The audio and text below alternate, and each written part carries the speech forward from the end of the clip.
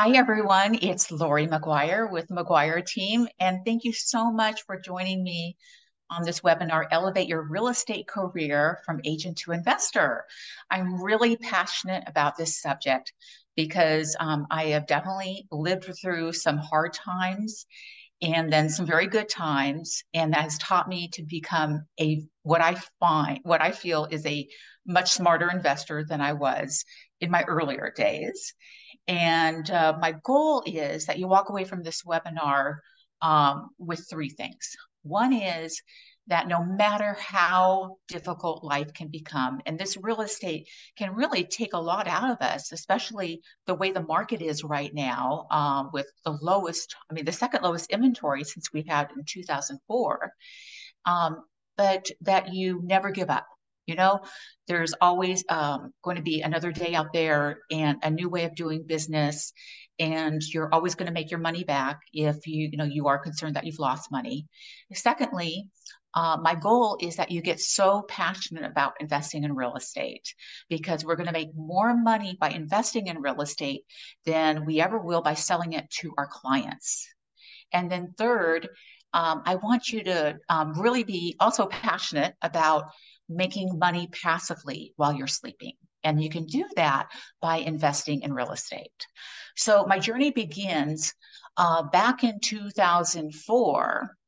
I had been in real estate since I was 23 years old. And at that time, I think it was about 37 years old. And I bought this huge house in a development called Ocean Ranch. And the realtors who are local to the area know that neighborhood. And I bought a 6,700 square foot estate. And I did not need it because it was just my two dogs and me. But I really wanted to break into the high end. And I thought, well, I'm going to use this estate to throw the most elaborate parties. I'm going to invite all the neighbors. I'm going to invite all my past clients and everything. And I'm going to treat this home like a business. And I did. So, within the first year, I was getting so much business because I was throwing huge Halloween parties and client parties, client appreciation parties. Even the Halloween parties, it would literally take 3 months to turn my home into this crazy haunted house Halloween extravaganza party. And it was featured on Lifetime Network's Top This Party. And it's Top This Party, not Top List Party. So I did that for like 9 years. But I really started feeling stressed with this big estate in 2008. So it had only been about 4 years after owning the property. And I made a mistake of refinancing the property and then purchasing a VRBO. So I did, back then I was investing in properties, but I was refinancing to the hilt and investing in a VRBO in Laguna Beach. And then I invested in a VRBO in Big Bear. And so I was really living off of, any kind of equity I had, I was utilizing it because I really felt that I had never had a year up to that point that had made less than the previous year. So I thought, oh, with this, the sky is the limit. I'm just going to keep going up and up and up.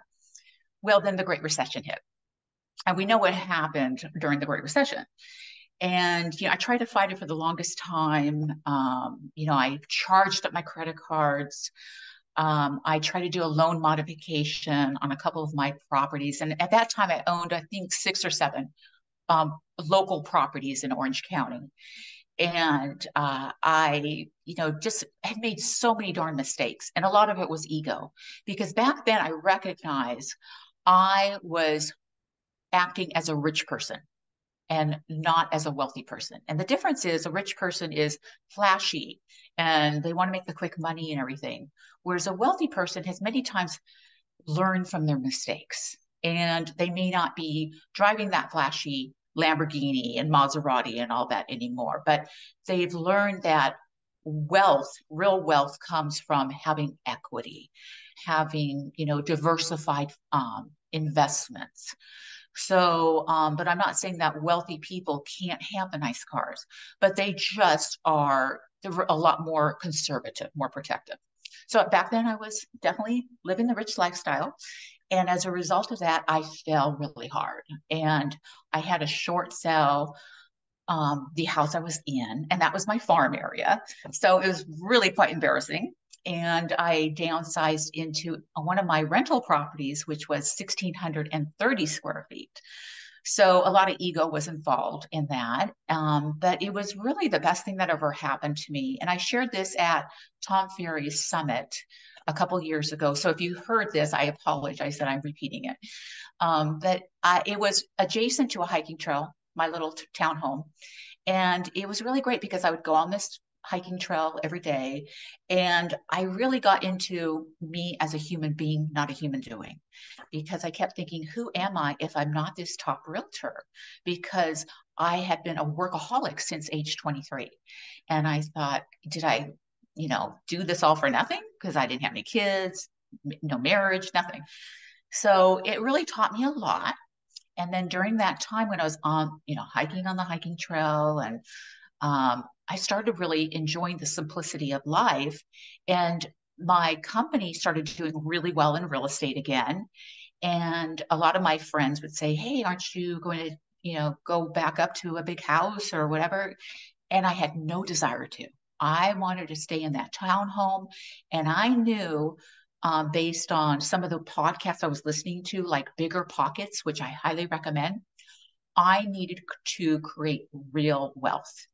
And where I felt I made a lot of mistakes previously was, even though I had a lot of properties, I had a triplex by the beach, I had some homes, but I had been refinancing, buying others and everything. And I knew that was not the route I was going to take again. And I knew my buy box was going to be multifamily. So I went ahead and I owned a property in Big Bear at the time. And this was back in 2013. And that was one of the properties I was able to save along with the condo I was living in. And I think I bought it for 500,000. And at the time I had put like 150,000 into it. And it was a VRBO. And they had changed the rulings on VRBOs in this Big Bear on the lake. And so it wasn't being profitable at all. And I thought, you know what, I need my money to stretch. So I sold it for like 560,000. And then I invested out of state, and I will go into that into more detail why. And I ended up buying a 16-plex for $720,000 in Tennessee. So that was the beginning of my multifamily investing. And once I got into it, I got so obsessed. And my goal, because I'm very goal oriented, my friends who know me, I knew I was going to buy over 100 doors. And then once I got to 100 doors, my goal was to buy up to 200 doors. And so I'm not quite at 200 doors. I'm going to be approaching 200 doors, hopefully in the next couple of years. It slowed down a little bit because interest rates being so high and everything right now. But I did write down a couple of things that, because I really hope that my journey helps you. And because we all go through really hard times. But there is a silver lining. And one thing I can share with you is that when I bought all of these properties, I had to first figure out what my buy box was. And my buy box was the asset class. And I knew I wanted multifamily because if I had a whole bunch of vacancies, like if another great recession hit, that at least I'd have maybe 60% occupancy. And those 60% of the tenants would at least take care of most of my mortgage. And so I started with a 16-plex, and then I think I bought a 4-plex, and then I bought a 22-plex, and then I bought, it just kept going on and on, a 30-plex. It just spiraled.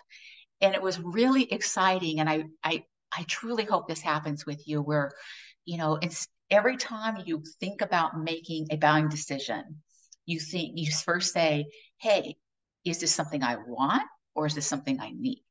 Because when you start an investment account, like savings account, you start thinking about the properties that you could be investing in rather than buying that Amazon item, which I am still doing Amazon, but I am going to get back into writing down everything that I'm buying. I just realized that the other day. So location, you have to figure out what location for your buy box. And I looked into all the different states. I knew I couldn't really buy in Orange County anymore because for a C-class property, and a C-class property is where it could be older. There is, you probably need a lot of CapEx, so you need to make capital improvements every time there's a turn on the property. You may have to replace a roof or whatever. There's going to be more costs involved than if it's an A property, which is usually newer construction. Maybe it has an exercise room for the tenants, pool, or a B property where it could be like 10 years old, or it could be even newer, but it doesn't offer all the amenities. But they're more expensive, those properties. So I wanted to at least get in to multifamily. So I started with C class, and they don't have bars on the windows. Those were like D class properties. I didn't want to go to high crime areas. So I checked all around, and I figured Tennessee was where I wanted to be. And I specifically picked Chattanooga. But there's some other areas that, I also looked at as well. And so I'm actually in a couple different, I'm in Georgia, I'm in Tennessee now, and I'm looking at some other areas. So location is really important. When you look at location, you have to look at how strong the economy is. If there's, how many corporations are there? How many corporations may be moving into the area. You have to look into every little thing, that there's not like it's not like a military town where if that military base goes down, you're going to lose a lot of your tenants and your properties can lose a lot of value. So of course, class of property I already talked about. And then one thing, I just have to change where the photos are. And let me just go back one. And then the last thing is, Kira, I see your photo.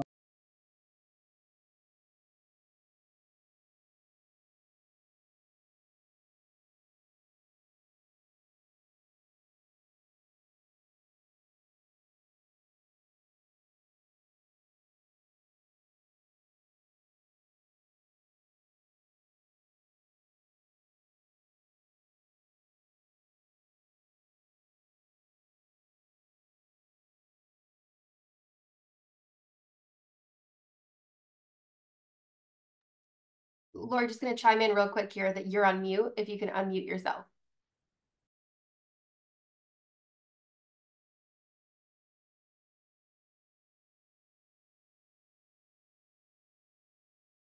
Okay.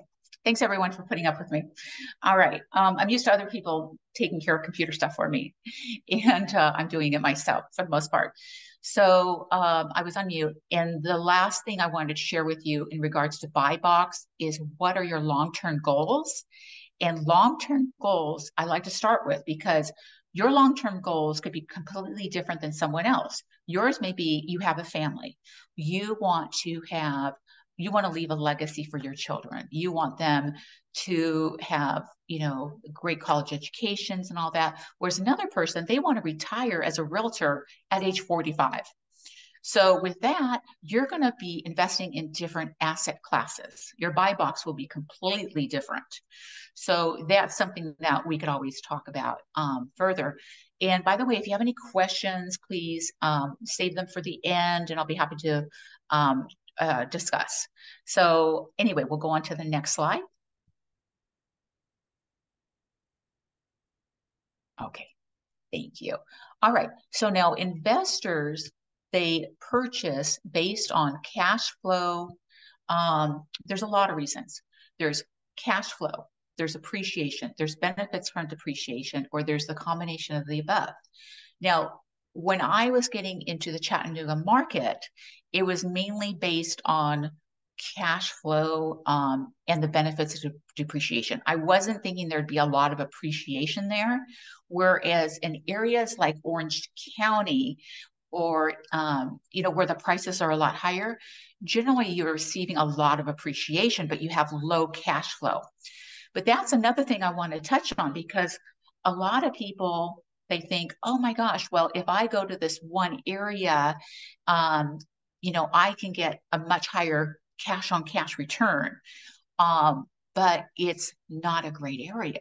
It may be there's bars on the windows. We know some areas here in Orange County or Long Beach area, Los Angeles, where you don't even want to really drive through them. Very few areas, I have to say, because Orange County is wonderful. But the cash on cash return is a lot higher. And the quality of tenant may not be so great. So, but if you go into a better area, you have a better quality of tenant, but the cash on cash return is not as great. So you have to kind of balance that out. What I love about investing is that you have all these benefits. You have cash flow appreciation, benefits of depreciation, and then you're also paying, you have other people, tenants, paying down your loan because most investors have loans. So when you look at over a 10-year period, 20-year period, how real estate beats the stock market is that I can analyze that I'm receiving roughly a 20% return on my initial investment every year. And you're probably saying, well, how can that happen? There's no way. I can do that by the cash flow I'm receiving, by the appreciation, because actually most of my properties I've invested in have doubled, if not almost tripled since I purchased in 2000. It was 2018. 2018 was actually my first investment, not 2013. And then from the benefits of depreciation, people have no idea how much depreciation comes into play. And there's ways to accelerate the depreciation so that if you only want to hold on to a property for like 5 years, which many investors do, because a lot of these loans, when you're going through private lenders, they're due in 5 years. So what many of us do, and we do what's called cost segregation studies. So as soon as we buy a property, we'll do what's called a cost segregation study, and that will bring up the depreciation schedule from like 27 and a half years to 5 years.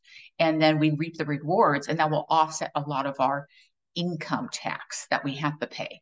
So there's so many benefits. I can't even explain, there's too many to even explain now.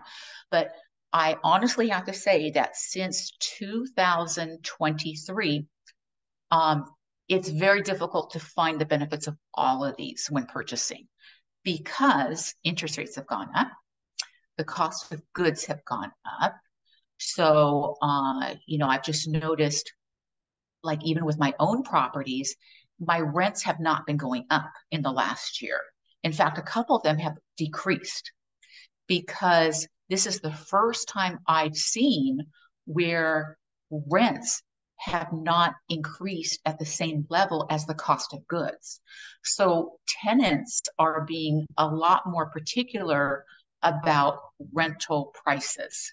So, I'll have 100 and something tenants, and we're coming in with these lease renewals, and we want to increase them, of course, but then they'll give notice. So it's a balance because every time there's a turn, it could be $3,500 for a turn. And that you have to figure out what is best to keep a good tenant or to have that property turn.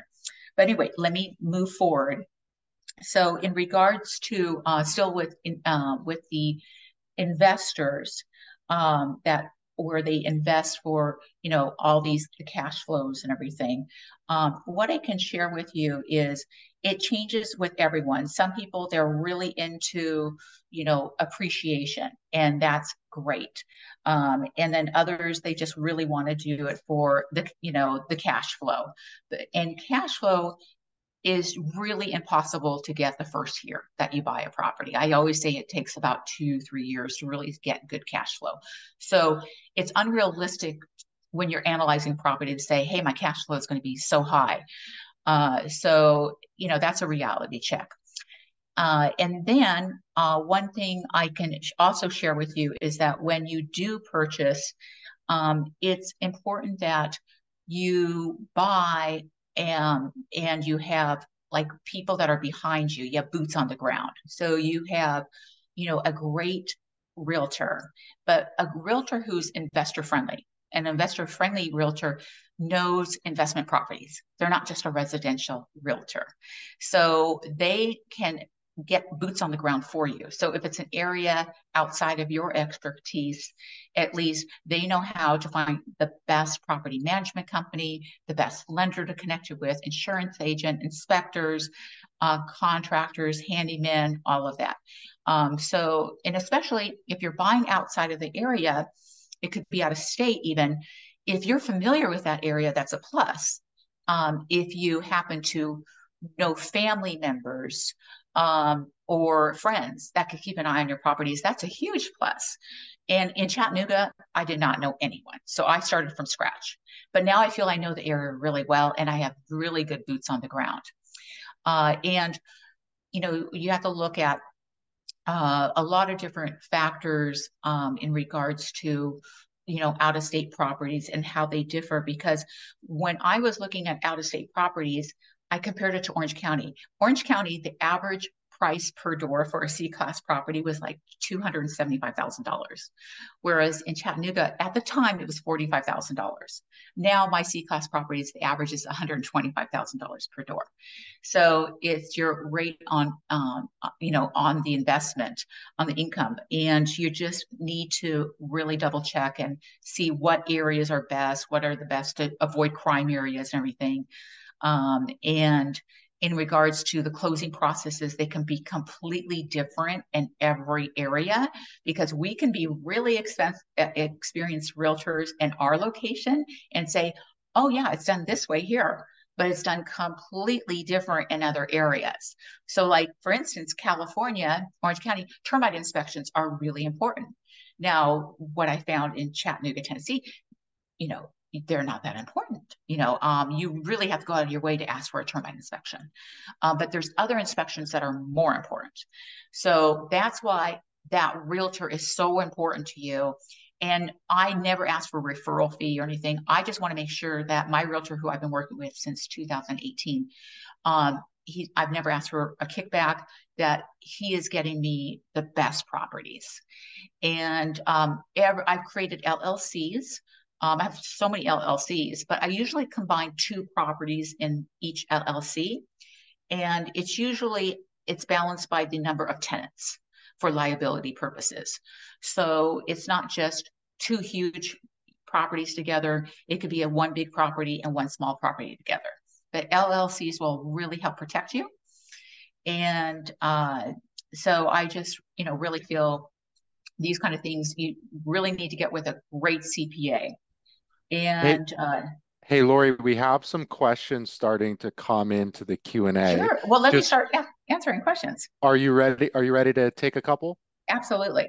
Okay, perfect. So the first one I have is you mentioned you are looking at other areas. You're in Tennessee and Georgia. What Mhm. other areas do you focus in?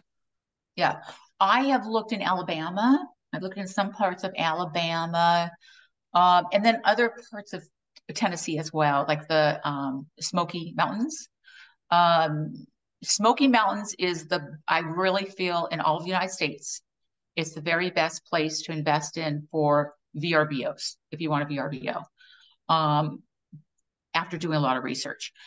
I am not crazy about VRBOs. I've had to, but if I was going to have a VRBO, it would be in Smoky Mountains.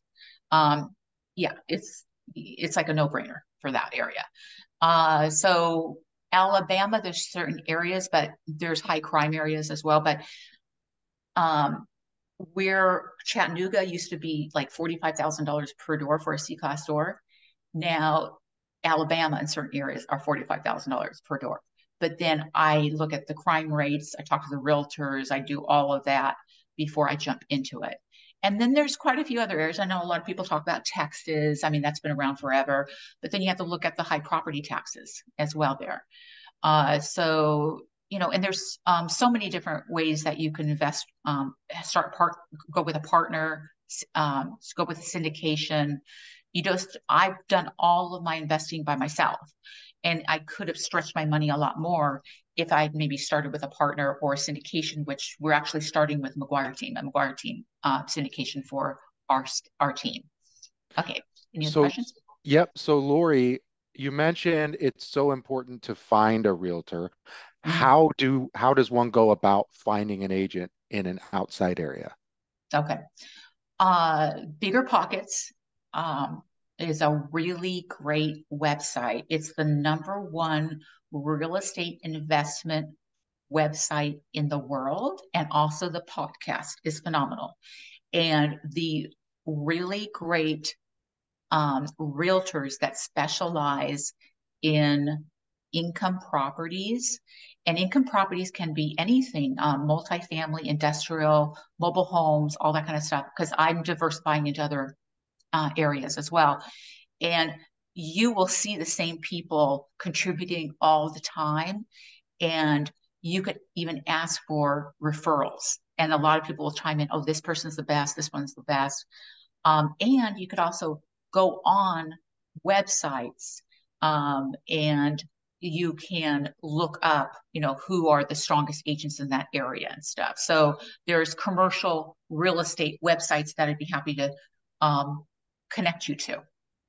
Awesome. Awesome. And just so everybody knows, if you have questions, there's a Q&A box in the bottom, and that's where I'm reading them off from. You can just type them in there. So the next question we have, Lori, is, okay, I understand how you got started. What is your exit plan, and when do Mhm. you know when it's a good time to sell? Yeah, that's a really good question because I I've now hired an asset manager. So I have a property manager, I have property management, and then I have an asset manager on top of that because I've gotten so big with my investments that I literally need him to, because he's in Chattanooga and the surrounding areas, that he could check on everything.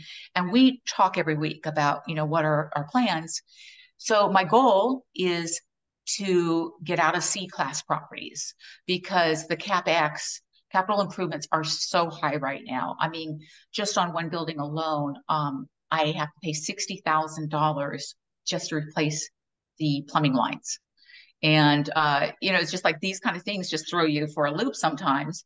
And like one property, one 2-bedroom unit, it's like $17,000 to turn because this is the first time I'm turning this unit since I've owned it.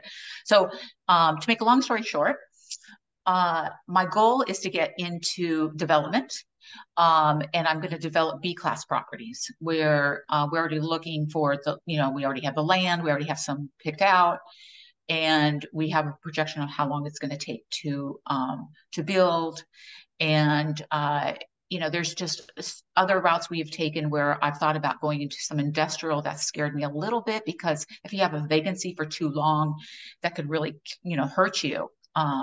But it's so low maintenance, and when you have a lot of C-class properties, um, all of a sudden, you could have 100,000 in 1 month in upkeep that you have to do. And when the rents are coming in really good, it's awesome. But when interest rates have gone up, construction costs have gone up, all these things have gone up, it kind of off. Sometimes you're not seeing the amount of profit in this type of market. So you have to be really cautious. But there's no doubt if you stay in for the long haul, you more than make up for it. Awesome. We have just a couple more questions in the Q&A right now. This is a good one. Maybe you can clarify, Lori. What is a VRBO? Oh, so sorry. It's a vacation rental by owner. So they especially became really popular quite a few years ago. And so you have to be really careful about VRBOs though, because I've purchased a couple of them, and on both of them, the cities rezoned the VRBOs, the location where I was renting them out on a daily basis, like for like 2 days at a time. And then all of a sudden, like in Big Bear on the lake, the hotels did not like that for our condo complex on the lake. And they changed it so we couldn't split up we had like a studio unit and another unit above. We had to do them both together, and that cost us money. And then in Laguna Beach, 2 doors to the sand, the residents didn't like it, and so then we had to start leasing it out like for like a month at a time, where I was doing it at a week at a time, and I was leasing it out for like, 25,000 a week. So you have to be really careful. That's why I like the Smoky Mountains. Smoky Mountains, there's you don't have to worry so much about that because they've already approved that they're not going to change the laws or anything like that. Okay. Lori, this one has to do with allocation from your commission. So it says, Yeah. do you allocate a certain portion of each sale commission to invest in property? And if so, what percentage do you allocate? Yeah. Really good question. I I personally did not. When I was making a lot of money in real estate, like we had a really good year of like over 4 million GCI. And I was just like, when I'd have, and we sell a lot of luxury. So when I had a really big closing, I would just throw like $50,000 into my investment portfolio. And then, so every time we did a big closing, where it's like 100,000, I would throw 50,000, another 50,000, another 50,000. And so it was, so that was kind of fun. But then I got to the point where I did start allocating, at least 15%. It's whatever your comfort level is. Something is better than nothing. That's what I always say. If you could do 20%, do 20%. But remember, you need to have little boxes where, and I always recommend do it in a bank outside of the bank you usually use. So if you're with Bank of America, go to Wells Fargo or another bank and start an investment account there. Because if it's in the same bank, you're more likely to use that money because you see it. So you can have your broker just take a certain amount out of every commission check and put it straight into that bank account. But also make sure you're allocating for your taxes, your quarterly taxes, because so many realtors don't do that, and diversify. So I'm not saying just do investment properties, because what's helped me over the last couple of years, because it's been, income has gone down a little bit, and I don't want to cash out any of my properties. I at least invested heavily in the stock market at the same time. So I still did a lot of mutual funds. So I do believe real estate is the very best, but I also diversified in mutual funds so I could tap into those if I needed them. So it's so important to protect yourself because I know what the worst can be. Okay. We have a last one, Lori. And then I also want if you could mention how people could get in touch with you afterward if they do have a follow-up question. Sure. But the last question is, as someone who is starting with only a little bit of funds, what is the best way for me to access money, either through lenders, hard money, et cetera?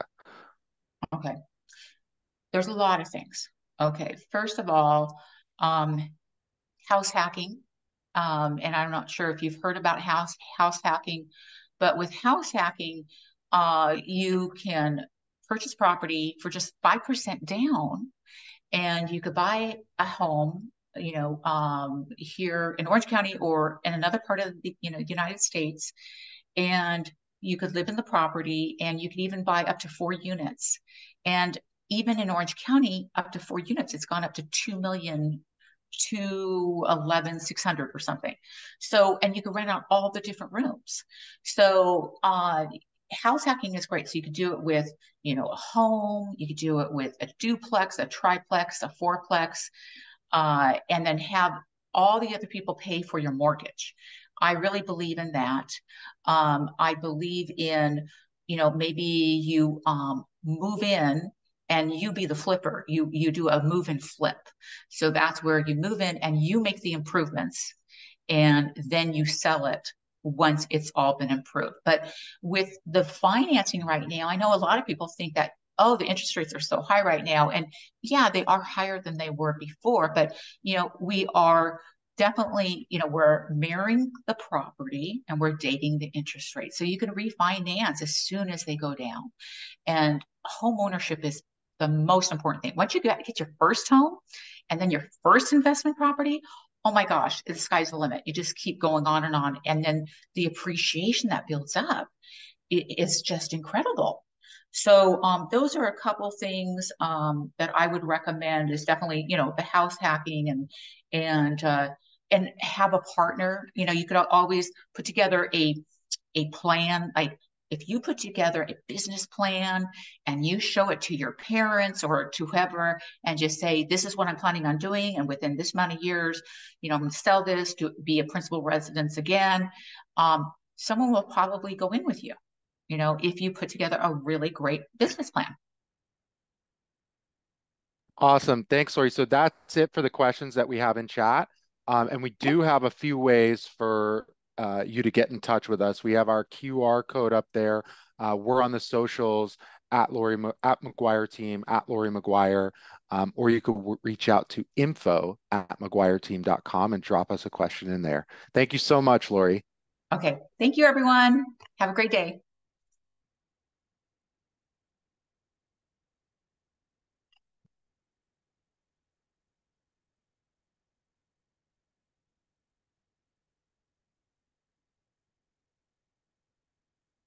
Hey,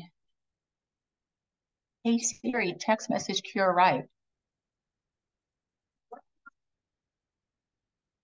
Maybe we can go into the prospecting room and talk with Dylan.